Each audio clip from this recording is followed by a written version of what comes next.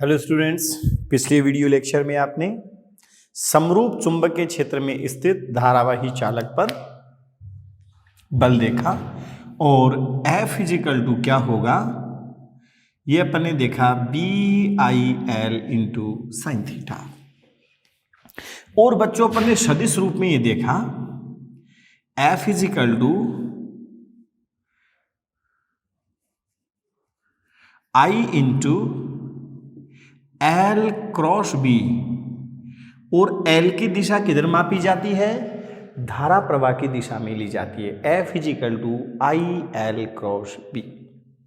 ठीक है बच्चों, अब पहले तो अपन चुंबकीय बल की दिशा ज्ञात करने का क्या नियम है? चुंबकीय बल की दिशा कैसे ज्ञात करेंगे? ये ज्ञात करेंगे, चुंबकीय बल की दिशा ज्ञात करने के लिए पहला तो अपन काम में लेते हैं फ्लेमिंग के बाएं हाथ का नियम।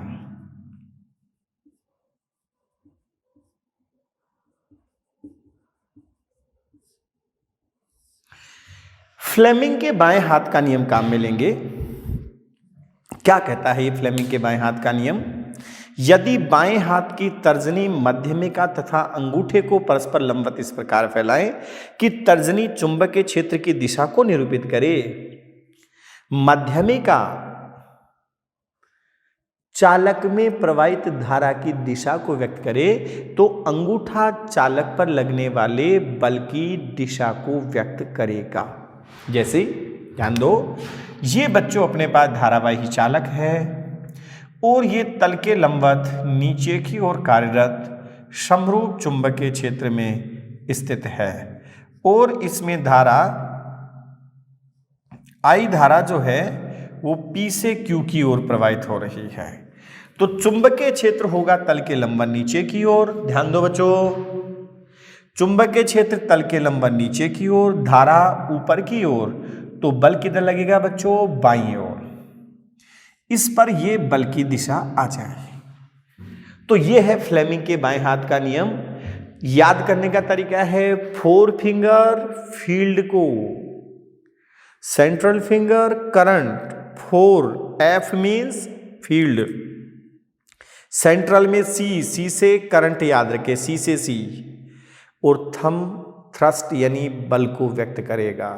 यदि बाएं हाथ की तर्जनी मध्यमिका तथा अंगूठे को परस्पर लंबवत इस प्रकार फैलाएं कि तर्जनी चुंबकीय क्षेत्र की दिशा को व्यक्त करे, मध्यमिका चालक में प्रवाहित धारा की दिशा को व्यक्त करे, तो अंगूठा धारावाही चालक पर लगने वाले बल की दिशा को व्यक्त करेगा। इस टाइप से बच्चों आप बल की दिशा ज्ञात कर सकते हैं। दूसरा नियम है बच्चों दाएं हाथ की चपेट का नियम। दूसरा कौन सा नियम है? दाएं हाथ की चपेट का नियम। क्या कहता है? यदि दाएं हाथ के पंजे को इस प्रकार फैलाएं कि अंगुलियां चुंबकीय क्षेत्र की दिशा को व्यक्त करें और अंगूठा चालक में प्रवाहित धारा की दिशा को व्यक्त करे, तो हथेली के लंबवत आगे बढ़ाने की जो दिशा होती है वो धारावाही चालक पर लगने वाले बल की दिशा को व्यक्त करेगी। तो इस टाइप से अपन क्या करेंगे? धारावाही चालक पर लगने वाले बल की दिशा ज्ञात करेंगे। अब बच्चों जो विशेष ध्यान देने वाली बात है वो क्या है? इसके स्पेशल केस देखेंगे अपन।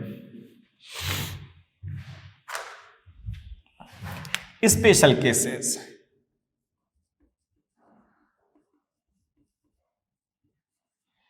फर्स्ट, यदि धारावाही चालक सीधा नहीं हो, यदि धारावाही चालक सीधा नहीं हो, यदि धारावाही चालक सीधा नहीं हो तो उस पर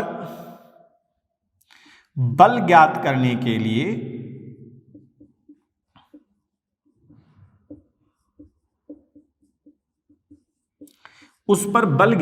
के लिए उसकी सदिश लंबाई अर्थात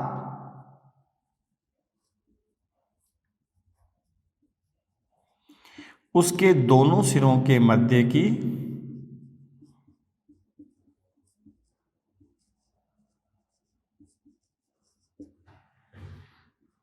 सदिश लंबाई ली जाएगी।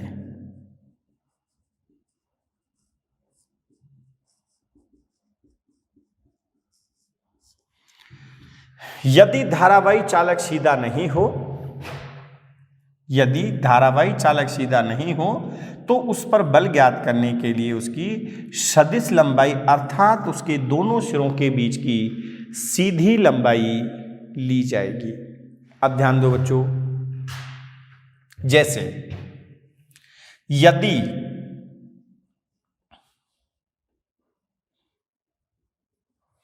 धारावाही तार को अर्धवृत्त के रूप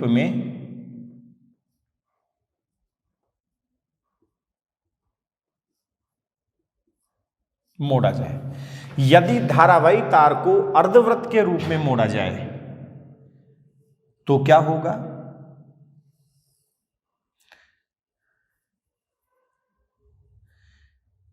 ये अपने पास PQ धारावाही चालक है जिसमें धारा I P से Q की ओर प्रवाहित हो रही है। तो बच्चों, और इसे तल के लंबवत नीचे की ओर चुंबकीय क्षेत्र में रखा जाता है। तो आपको पता है इसका केंद्र O है, तो इसकी जो लंबाई है ये 2r। आप क्या माने, एक तरह से आप इस तार को भूल जाएं और आप क्या करें, इसके दोनों सिरों के बीच की जो सीधी लंबाई है उसी को सदिश लंबाई अपन लेंगे। एक तरह से तार को ही आप PQ तार मान लें और जिसमें धारा P से Q की ओर प्रवाहित हो रही है। तो इस पे बल कैसे, चुंबकीय क्षेत्र इधर है, धारा इधर हो रही, तो बल ऊपर की ओर लगेगा, अर्थात इस पर जो बल लगेगा इधर लगेगा और कितना लगेगा, BI इंटू 2r। कितना लगेगा, BI इंटू 2r। अब यदि धारावाही तार को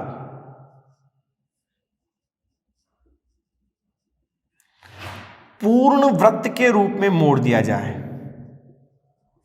पूर्ण वृत्त के रूप में मोड़ा जाए,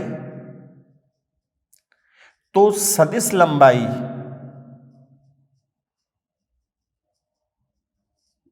तो सदिश लंबाई 0 होगी, अतः बल F बराबर 0। अतः स्पष्ट है कि यदि किसी धारावाही वृत्ताकार कुंडली को समरूप चुंबकीय क्षेत्र में रखा जाए तो उस पर कुल बल का मान 0 होगा। अतः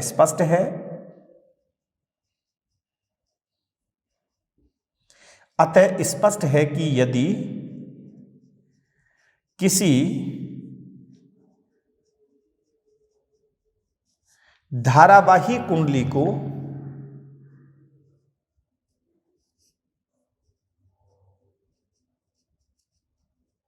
समरूप चुंबकीय क्षेत्र में रखा जाए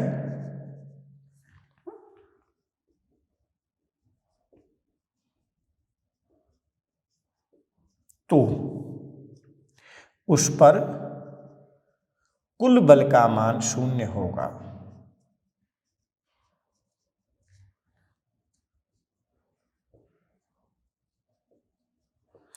कुल बल का मान 0 होगा, परंतु ध्यान दो बच्चों,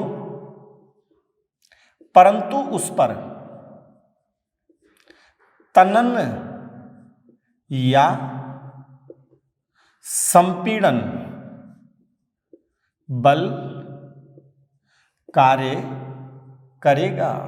ये ध्यान देने वाली बात है बच्चों। यानी उस पर नेट बल का मान 0 होगा, परंतु उस पर तनन या संपीड़न बल कार्य करेगा। और ये क्वेश्चन बार बार पूछा जाता है, एक बार पहले भी कंपटीशन में पूछा जा चुका है। ध्यान देना बच्चों, एक बार सपोज करो कि ये मेरे पास एक वृत्ताकार कुंडली है और उसमें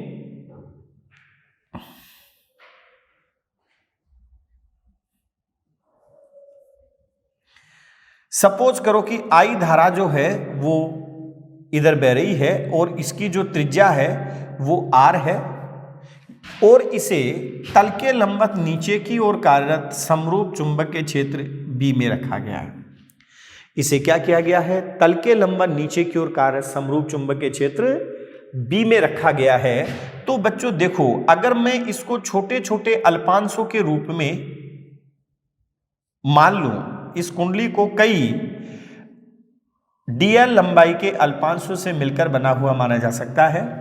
अब ध्यान दो बच्चों, चुंबकीय क्षेत्र नीचे की ओर है, धारा इधर बह रही है, तो श्योर है कि इस पर बाहर की ओर त्रिज्य दिशा में बाहर की ओर बल कार्य करेगा। किधर बल कार्य करेगा? त्रिज्य दिशा में। इस पर भी इधर बल कार्य करेगा, इस पर भी इधर बल कार्य करेगा, इस पर भी बल कार्य करेगा, इधर इस अल्पांश पे इधर बल कार्य करेगा, और ये इस पर जो बल की दिशा है वो त्रिज्य दिशा में होगी और त्रिज्य दिशा में बल कार्य करेगा इधर।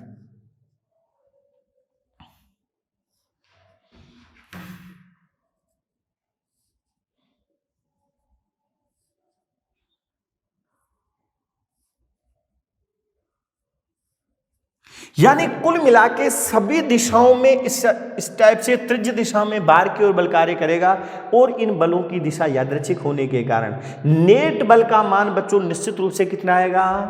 F नेट का जो मान होगा वो क्या हो जाएगा? 0। लेकिन इन बलों के कारण ये जो इसका तार है इस कुंडली का, उसमें तनन बल कार्य करेगा। अगर बल की दिशा, यदि बल की दिशा त्रिज्य दिशा में बाहर की ओर हो तो इसमें तनन बल कार्य करेगा, और बल की जो दिशा है वो त्रिज्य दिशा में केंद्र की ओर हो तो क्या होगा? संपीड़न बल कार्य करेगा। अब बच्चों अपन को ये तनन या संपीड़न बल का मान ज्ञात करना है, और ये तनन या संपीड़न कितना बल कार्य करेगा ये अपन को देखना है। ध्यान दो, तो इसके लिए अपन क्या करेंगे?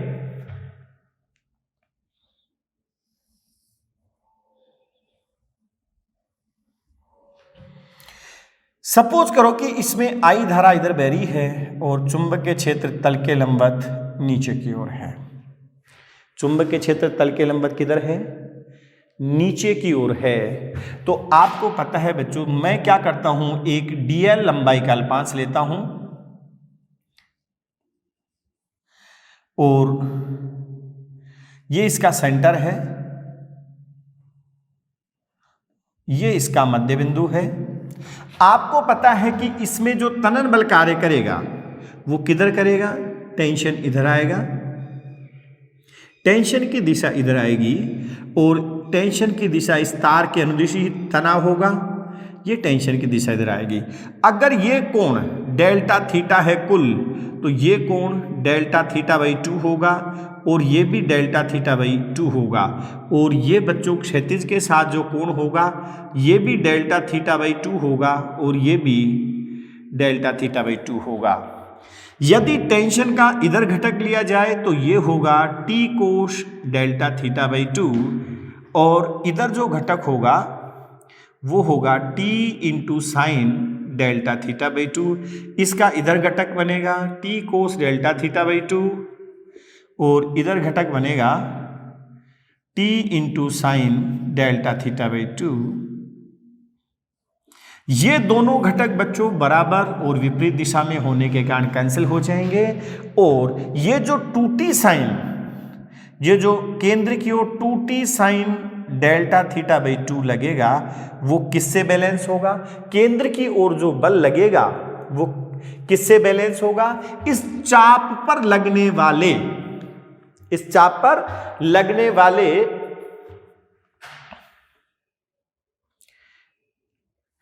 इधर धारा प्रवाहित करो आप, इस चाप पर लगने वाले चुंबकीय बल से संतुलित होगा और ये किसके बराबर होगा, B I L sine theta, और ये बनेगा B I into D L. अब बच्चों चूंकि थीटा का मान अल्प है तो साइन थीटा का मान लगभग इक्वल टू थीटा होगा, और ये बनेगा 2t, और ये बनेगा delta theta by 2 equal to B I into D L. 2 और 2 कैंसिल हो गया, या t डेल्टा थीटा की जगह कोण बराबर चाप अपॉन त्रिज्या, और ये बनेगा D L by R equal to B I into D L. D L और डी एल कैंसिल, और टेंशन बराबर बनेगा आई आर बी। टेंशन की वैल्यू किसके बराबर बनेगी, आई आर बी के बराबर होगी। यानी इस कुंडली के जो तार में तनाव होगा वो किसके बराबर बनेगा, आई इंटू आर इंटू बी के बराबर होगा। तो कुल मिला के ये हुआ कि यदि एक धारावाही वृत्ताकार कुंडली को समरूप चुंबकीय क्षेत्र में रखा जाए तो उस कुंडली पर कार्यरत कुल बल का मान शून्य होगा, परंतु उस कुंडली में तनन या संपीड़न बल कार्य करेगा, और उस तनन या संपीड़न बल का जो मान होगा वो किसके बराबर होगा, आई आर बी के बराबर होगा। ठीक है, अब दूसरा क्वेश्चन देखता हूं बच्चों। मेरे पास ये एक ऐसा मुड़ा हुआ तार है, ये तार PQ है जिसमें I धारा प्रवाहित हो रही है, और इसे तल के लंबवत नीचे की ओर कार्यरत समरूप चुंबकीय क्षेत्र में रखा गया है।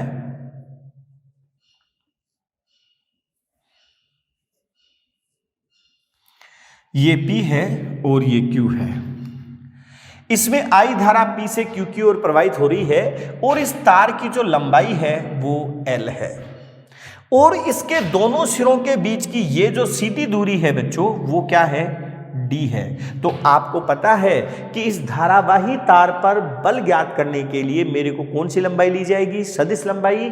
इसलिए इस तार को भूल जाओ आप तार ही कौन सा मान के चलेंगे, ये जो सीधा जो तार होगा इसको वो धारा की दिशा किधर मानेंगे, P से Q की ओर मानेंगे, और बल चुंबकीय क्षेत्र इधर, धारा इधर, तो बल लगेगा ऊपर की ओर, और बल F की जो वैल्यू आएगी वो बनेगी बी आई इंटू डी। क्या बनेगा, बी आई इंटू डी। ये इस धारावाही तार पर लगने वाले बल को व्यक्त करेगा। नेक्स्ट, तो ये तो था बच्चों अपने समरूप चुंबकीय क्षेत्र में स्थित धारावाही तार पर बल। अब अपन ये देखते हैं समरूप चुंबकीय क्षेत्र में स्थित किसी धारावाही कुंडली पर बल एवं बल आंखों। बहुत इंपॉर्टेंट आर्टिकल है ये भी, नेक्स्ट आर्टिकल।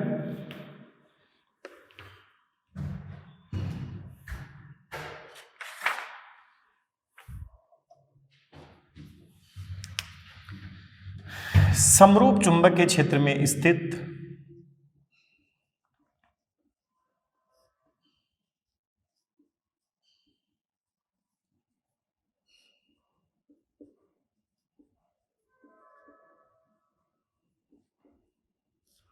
समरूप चुंबकीय क्षेत्र में स्थित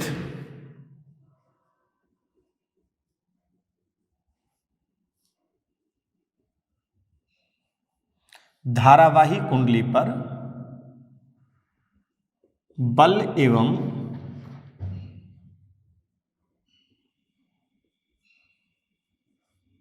बलांक। समरूप चुंबकीय क्षेत्र में स्थित धारावाही कुंडली पर बल एवं बल आंखों। सपोज करो कि बच्चों अपने पास ये दो चुंबकीय ध्रुवखंड हैं,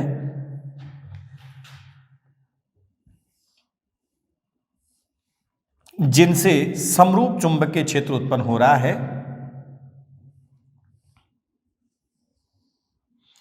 ये N ध्रुव है और ये अपने पास S ध्रुव है। आपको पता है कि चुंबकीय क्षेत्र की जो दिशा होगी N से S की ओर होगी। ये समरूप चुंबकीय क्षेत्र है और समरूप चुंबकीय क्षेत्र में आपको पता है कि चुंबकीय क्षेत्र रेखाएं एक दूसरे के समांतर तथा समान दूरी पर होती हैं। ठीक है। और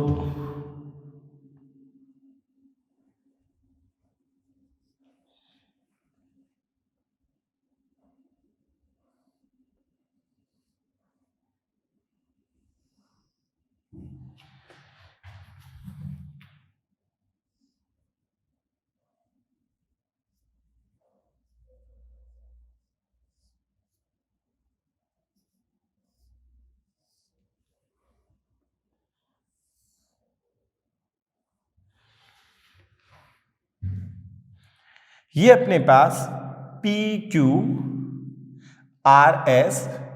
एक आयताकार कुंडली है जिसमें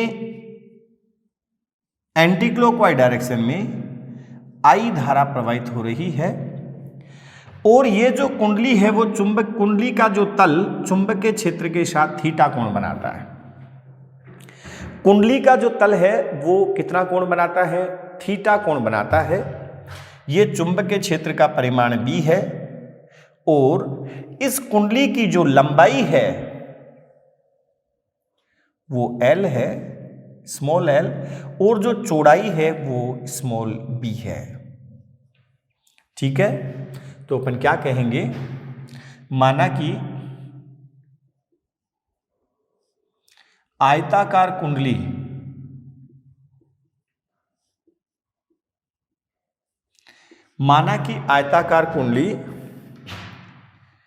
PQRS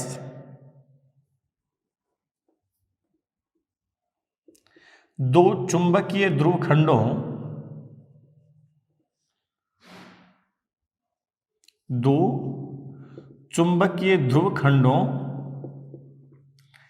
N तथा S से उत्पन्न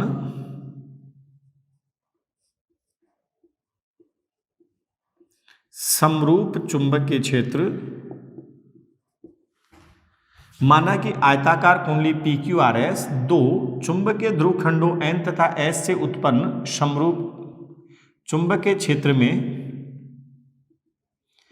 स्थित है तथा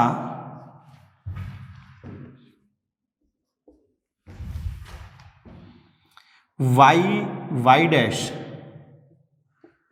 अक्ष के सापेक्ष घूमने के लिए स्वतंत्र है।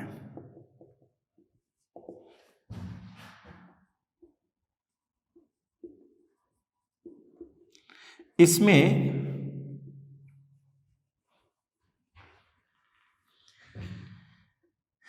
इसकी लंबाई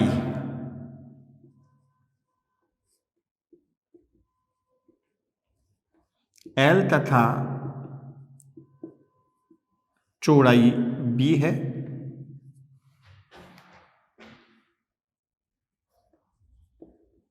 तथा इसमें I धारा वामावर्त दिशा में प्रवाहित हो रही है। इसमें I धारा वामावर्त दिशा में प्रवाहित हो रही है। इस कुंडली को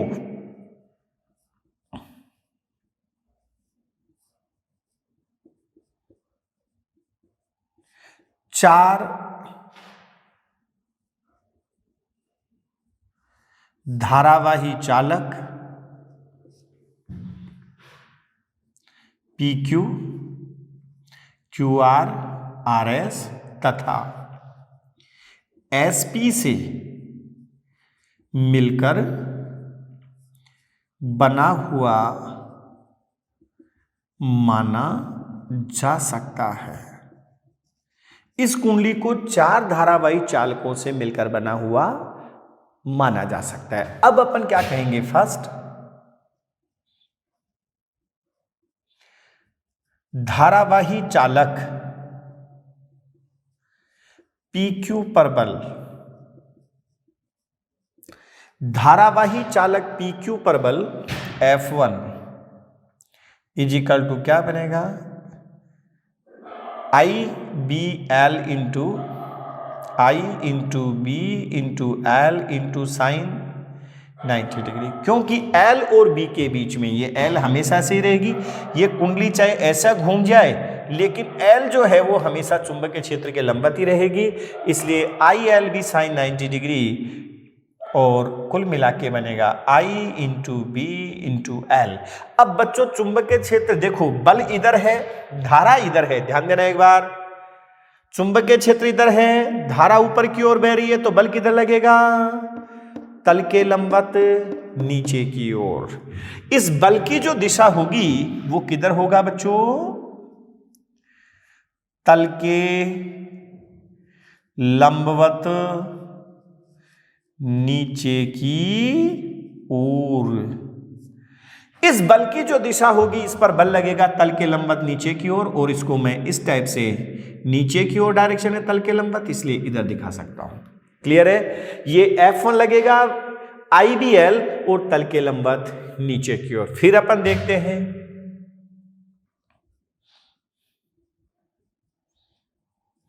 धारावाही चालक QR पर बल। धारावाही चालक QR पर बल, और ये F2 इजिकल टू होगा I into B into small b into sine theta. और बच्चों ये धारा, आप ये माने धारा अपनी ओर आ रही है तो चुंबकीय क्षेत्र इधर, धारा अपनी ओर आ रही तो बल किधर लगेगा, ऊर्ध्वाधर ऊपर की ओर। तो इस पर बल की जो डायरेक्शन होगी ये F2 बच्चों इधर आएगा, और ये किधर आएगा, ऊर्ध्वाधर ऊपर की ओर। किधर आ रहा बल, ऊर्ध्वाधर ऊपर की ओर। थर्ड, धारावाही चालक RS पर बल। जो पोजीशन PQ की बन रही है वही पोजीशन RS की बन रही है, लेकिन धारा की दिशा उल्टी होने के कारण बल की दिशा विपरीत हो जाएगी, और F3 का जो मान होगा बच्चों बनेगा IB इंटू L ही बनेगा, लेकिन किधर बनेगा, तल के लंबवत ऊपर की ओर। कैसे, धारा की दिशा देख सकते हैं, एक बार बल की दिशा देख सकते हैं। देखो बच्चों चुंबकीय क्षेत्र इधर है, धारा इधर है, तो बल किधर आ रहा है, ऊपर की ओर। और इस डायरेक्शन को मैं इस टाइप से दिखाऊंगा, ये F3 Z अक्ष की धनात्मक दिशा एक तरह से, ठीक है। फोर्थ, धारावाही चालक SP पर बल।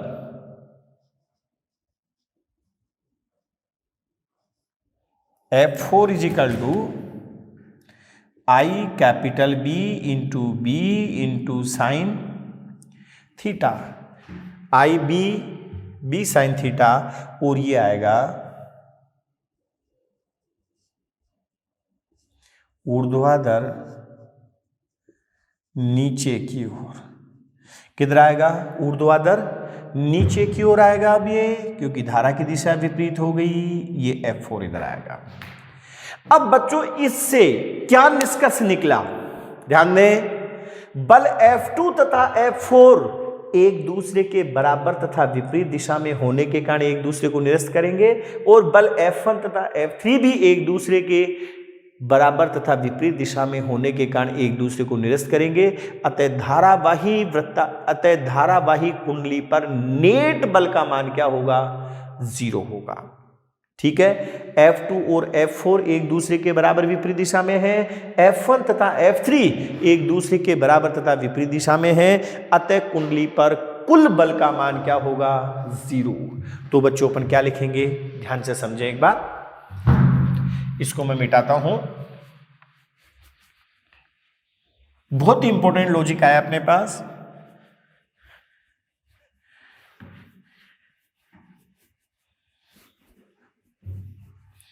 देखो, बल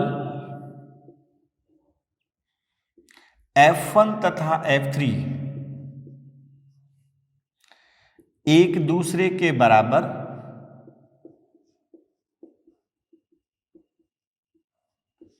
तथा विपरीत दिशा में है।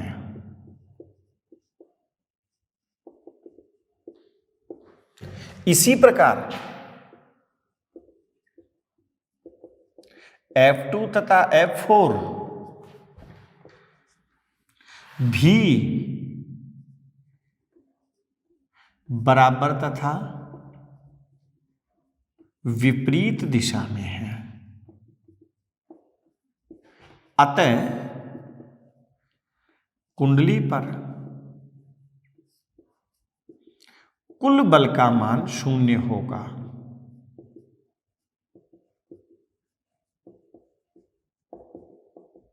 और होना भी चाहिए था, क्योंकि धारावाही वृत्ताकार कुंडली को समरूप चुंबकीय क्षेत्र में रखा जाए तो उस पर नेट बल का मान क्या होता है बच्चों? 0 होता है। तो यहां पर भी 0 आ रहा है कि F1 और F3 एक दूसरे को कैंसिल करेंगे और F2 और F4 एक दूसरे को कैंसिल करेंगे। अब आगे ध्यान दें, बल F2 तथा F4 की क्रिया रेखा संगामी है, अतः ये बलाघूर्ण का निर्माण नहीं करेंगे, जबकि बल F1 तथा F3 की क्रिया रेखा संगामी नहीं है, अतः ये बलयुग्म आघूर्ण का निर्माण करते हैं। क्या कहेंगे आप? बल F2 तथा F4 की क्रिया रेखा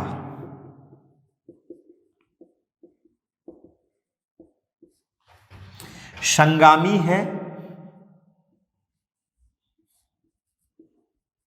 अतः ये बल आघूर्ण का निर्माण नहीं करते हैं।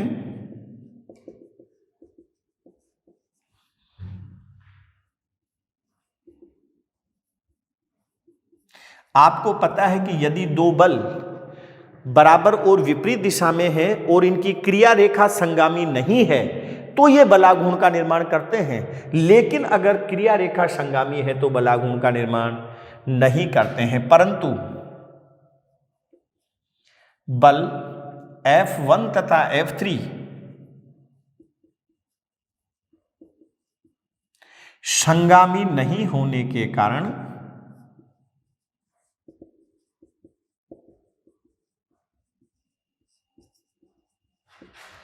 बलयुग्म आघूर्ण का निर्माण करते हैं।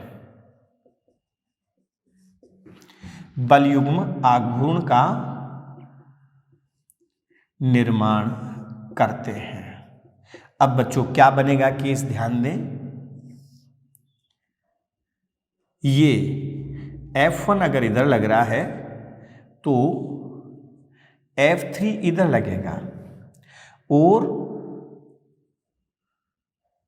ये जो कोण है वो थीटा है, ये लंबाई b है, तो बच्चों ये क्या बनेगी? b साइन थीटा बनेगी। और बलाघूर्ण तो बराबर होगा बल इंटू लंबवत दूरी, और बल क्या बनेगा? ILB into b sine theta, और ये बनेगा I into L into B into capital B sine theta, और ये बनेगा I into A into B into sine theta, और A क्या है? कुंडली का क्षेत्रफल। यदि फेरों की संख्या, यदि कुंडली में फेरों की संख्या कैपिटल N हो तो कुल बल आघूर्ण क्या हो जाएगा बच्चों? Tau is equal to NIA into B sine theta. और ये बच्चों जो NIA है वो चुंबकीय आघूर्ण है, और MB इंटू साइन थीटा। और सदिश रूप में अगर मैं कहना चाहता हूं, सदिश रूप में टो इज इक्वल टू बनेगा M क्रॉस B। सदिश रूप में क्या बनेगा? Tau is equal to M cross B। तो ये हुआ बच्चों ये क्या हुआ अपने पास, समरूप चुंबकीय क्षेत्र में धारावाही कुंडली पर बल एवं बलागुण, तो बल का मान क्या आएगा, 0 आएगा, और बलागुण का मान बनेगा τ = m क्रॉस b। बच्चों इसे ही अपन कहते हैं चल कुंडली धारामापी का सिद्धांत। इसे क्या कहते हैं, चल कुंडली धारामापी का सिद्धांत कहते हैं।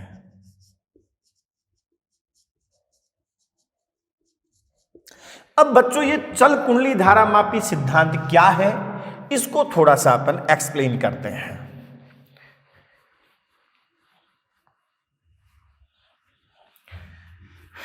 चल कुंडली धारामापी का सिद्धांत, चल कुंडली धारामापी का सिद्धांत। यदि किसी कुंडली को चुंबकीय क्षेत्र में रखकर, यदि किसी कुंडली को समरूप चुंबकीय क्षेत्र में रखकर उसमें विद्युत धारा प्रवाहित की जाए तो कुंडली पर एक बलयुग्म आघूर्ण कार्य करता है जिसके कारण कुंडली घूमती है। इसे अपन क्या कहते हैं, चल कुंडली धारामापी का सिद्धांत कहते हैं। और जो विद्युत मोटर होती है वो इस चल कुंडली धारामापी के सिद्धांत पर ही आधारित होती है। किस पर आधारित होती है बच्चों, चल कुंडली धारामापी के सिद्धांत पर ही आधारित होती है। तो चल कुंडली धारामापी का सिद्धांत क्या है, यदि किसी कुंडली को, यदि किसी कुंडली को समरूप चुंबकीय क्षेत्र में रखकर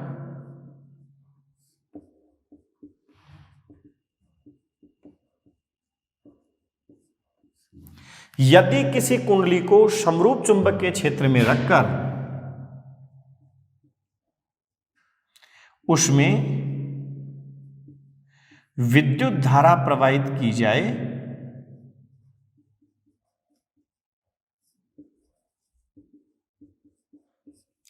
यदि किसी कुंडली को समरूप चुंबकीय क्षेत्र में रखकर उसमें विद्युत धारा प्रवाहित की जाए तो कुंडली पर एक बलयुग्म आघूर्ण कार्य करता है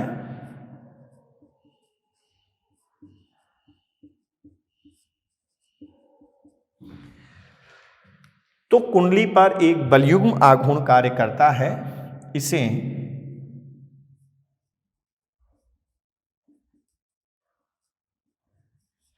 चल कुंडली धारामापी का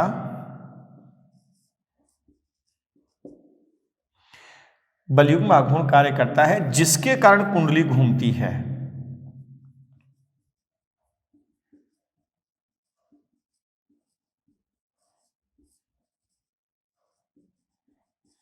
जिसके कारण कुंडली घूमती है, इसे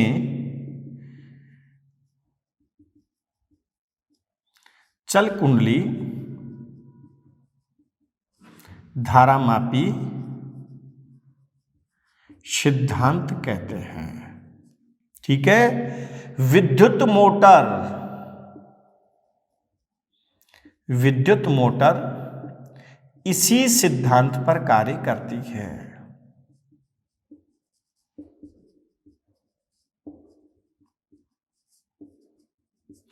विद्युत मोटर बच्चों इसी सिद्धांत पर कार्य करती है। अब ध्यान दें, अपने सिलेबस में बच्चों 4 युक्तियां अपने सिलेबस में हैं, तो मैं यहां पर उन युक्तियों के सिद्धांत भी बता रहा हूं क्योंकि एक जगह आपको पता होना चाहिए कि कौन सी युक्ति किस सिद्धांत पर कार्य करती है। तो पहली जो युक्ति है अपने पास, ध्यान देना बच्चों, इसको ध्यान, जैसे पहली युक्ति है विद्युत मोटर, और अभी अपन ने बताया किस सिद्धांत पर कार्य करती है, चल कुंडली धारामापी के सिद्धांत पर, चल कुंडली धारामापी के सिद्धांत पर कार्य करती है। पहली जो युक्ति है वो है विद्युत मोटर, और विद्युत मोटर बच्चों कौन से सिद्धांत पर कार्य करती है? चल कुंडली धारामापी के सिद्धांत पर कार्य करती है। दूसरी युक्ति है विद्युत जनित्र या डायनमो। विद्युत जनित्र या डायनमो विद्युत जनित्र के सिद्धांत पर कार्य करता है, विद्युत चुंबकीय प्रेरण के सिद्धांत पर। किस पर कार्य करेगा? विद्युत चुंबकीय प्रेरण के सिद्धांत पर कार्य करेगा। तीसरा, ट्रांसफॉर्मर किस सिद्धांत पर कार्य करता है? अन्योन्य प्रेरण के सिद्धांत पर कार्य करता है। अन्योन्य प्रेरण के सिद्धांत पर कार्य करता है। और एक युक्ति है बच्चों, वो है चौक कुंडली। और चौक कुंडली जो कार्य करती है वो कार्यहीन धारा के सिद्धांत पर कार्य करती है। सारी चीजें अपन पढ़ेंगे। कार्यहीन धारा के सिद्धांत पर कार्य करती है, ठीक है। विद्युत मोटर के सिद्धांत पर कार्य करेगी, चल कुंडली धारामापी के सिद्धांत पर। विद्युत जनित्र किस पर कार्य करता है? विद्युत चुंबकीय प्रेरण के सिद्धांत पर। ट्रांसफॉर्मर के सिद्धांत पर कार्य करेगा, अन्योन्य प्रेरण के सिद्धांत पर। और चौक कुंडली के सिद्धांत पर कार्य करेगी, कार्यहीन धारा के सिद्धांत पर कार्य करती है। तो ये है बच्चों विभिन्न युक्तियां, और ये किस सिद्धांत पर कार्य करती हैं, ठीक है। नेक्स्ट वीडियो लेक्चर में अपन पढ़ेंगे 2 समांतर धारावाही चालकों पर बल।